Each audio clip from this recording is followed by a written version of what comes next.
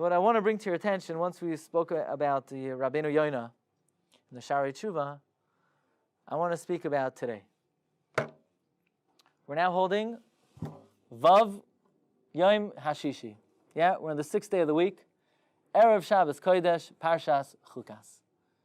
And the Magen Avraham brings down that we find in the Kisrei Arizal that on this day, every Jew, the Magen Avraham is in Siman Tav Kuf Pei, number 14 on your sheets, a Jew should cry over the burning of the Torah. That on this day, the Torah was given over to the Klipos, to the forces of impurity, and we lost the Torah, we lost control over the Torah. What's this talking about? Says the Magen Avraham, and the Magen Avraham quotes the Sefer Tanya.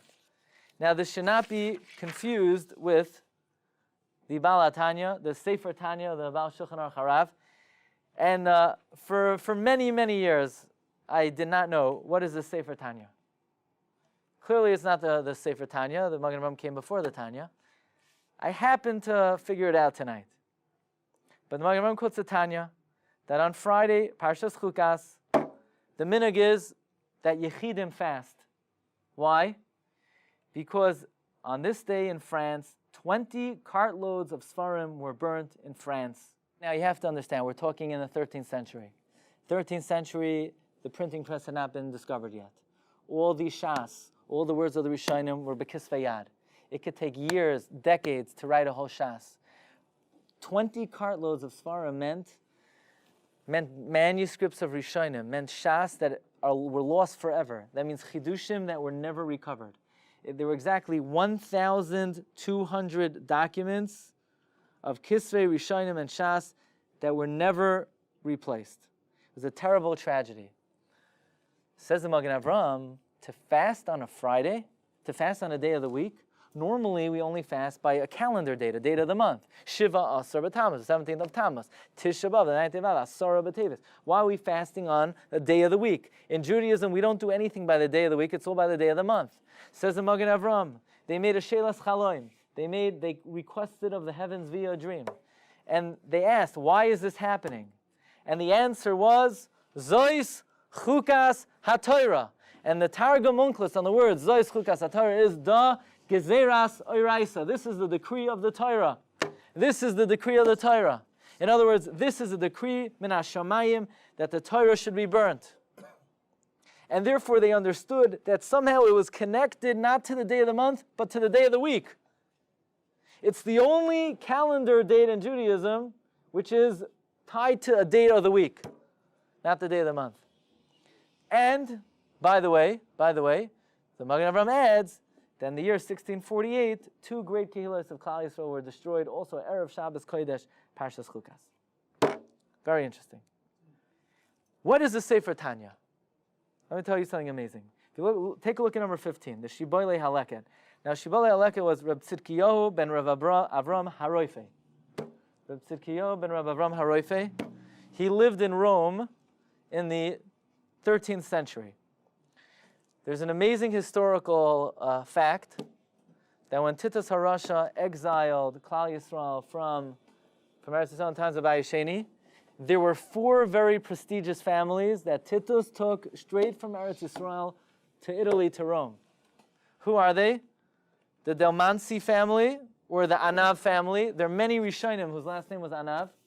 This is a family that traced back, directly back from Churban Yerushalayim in times of Titus. You had the family De Pomes, you had the family Del Vecchio, and De Rossi. A lot of Gedolim, their last name was De Rossi. The Shibolei HaLeket came from this family, the Anav family, that he had a tradition. His family was from Golus of Titus HaRasha by Bayasheni. Now, he was not a doctor personally. The name Haroife came from his father. He was Reb Tzidkiyahu ben Avraham Haroife. Now, the custom in Italy back then was that the Gedolim did not sit by one Rebbe. Their minhag was they would learn a little from this Rebbe, a little from that Rebbe, a little from that Rebbe, and that's what the Shibolei HaLeket did. He traveled, he learned from many of the Rishonim in Italy. He then traveled to Germany. He even in the Shibolei HaLeket, there are questions that he asked to the Maram Mirutenberg. Very interesting. most of Shibolei HaLeket is still in manuscript form. We don't have Shibolei HaLeket. Shibolei HaLeket is considered a very important sefer, to the point, and it's illustrated by the fact that there are many kitzurim of the Shibolei HaLeket. Many later Rishonim were makatzer Shibolei HaLeket. So, for instance, there's Shibolei HaLeket HaKotzer, which was published in Venice 1546, and then in 1514 there was another kitzer of Shibolei HaLeket, and the name of it is Tanya. I believe then that when the Magen Avram says Kasavat Tanya, this must be the kitzer of the Shibolei HaLeket. After all, the earliest recorded source that we have from the Rishonim of the burning of the Svarim in Paris, even though Shibolei HaLeket here writes it was in 1244, there must be some kind of Ta'as Sefer here. It was in the year 1242, and I think what the Magen Avram refers to, Sefer Tanya, is the Sefer Kitzer of the Shibolei HaLeket. By the way, just to point out, there's a Sephardic Sefer, Moyed L'chol Chai, written by one of the great Sephardic Goinim, Rav Chaim Falaji, who lived in Izmir. Where's Izmir? Turkey.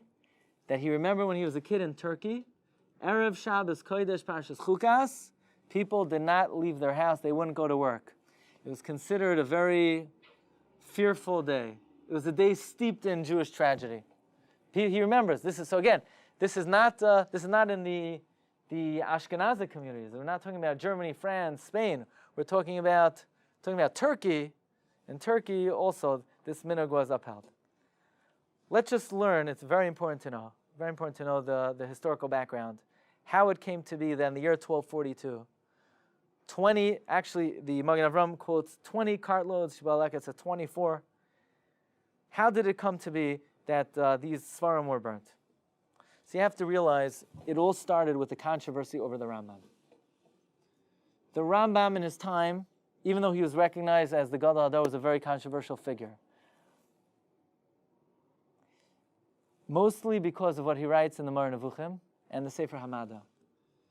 One of the main problems that many Rishonim had with the Rambam was that he quotes from Aristotle. And many of the ideas of the Moreh Nevuchim are based on Aristotelian philosophy.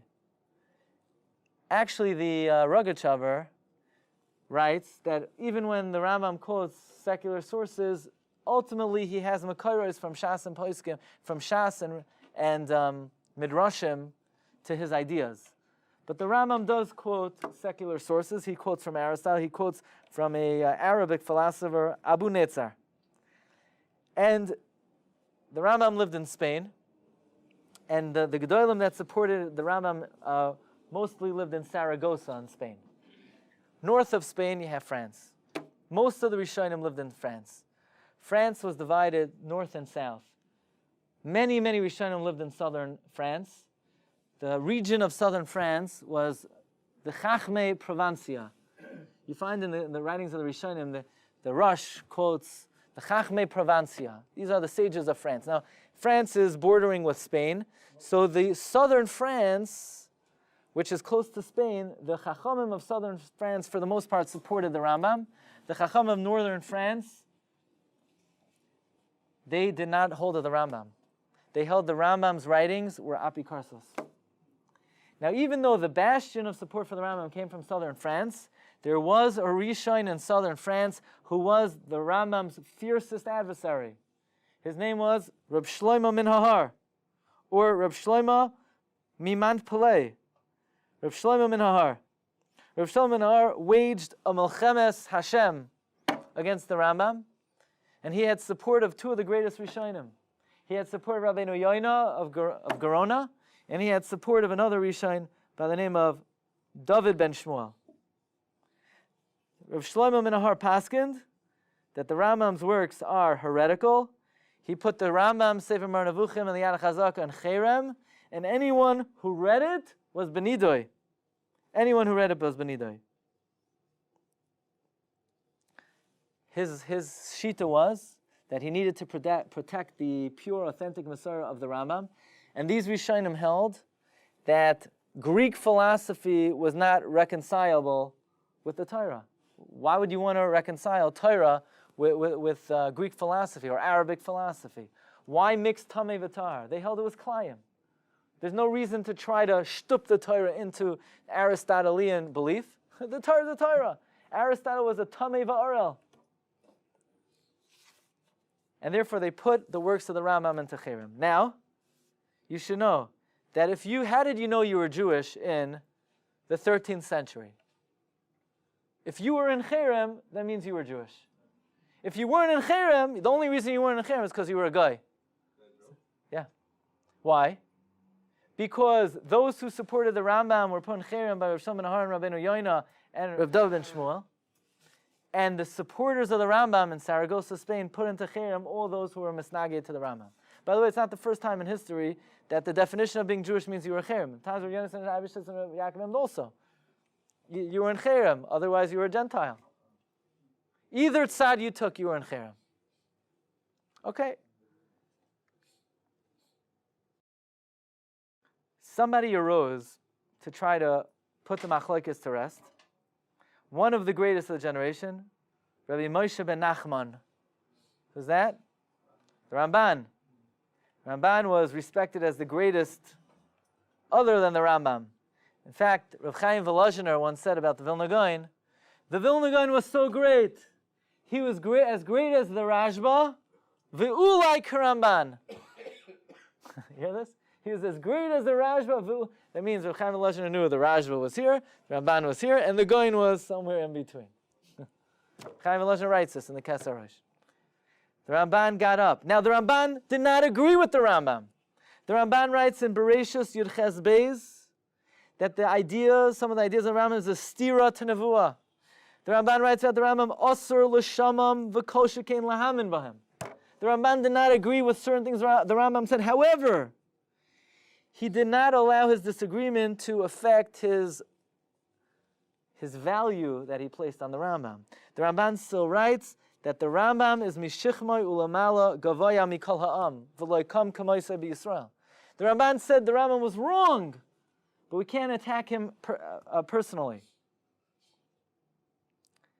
But the Ramban was not listened to.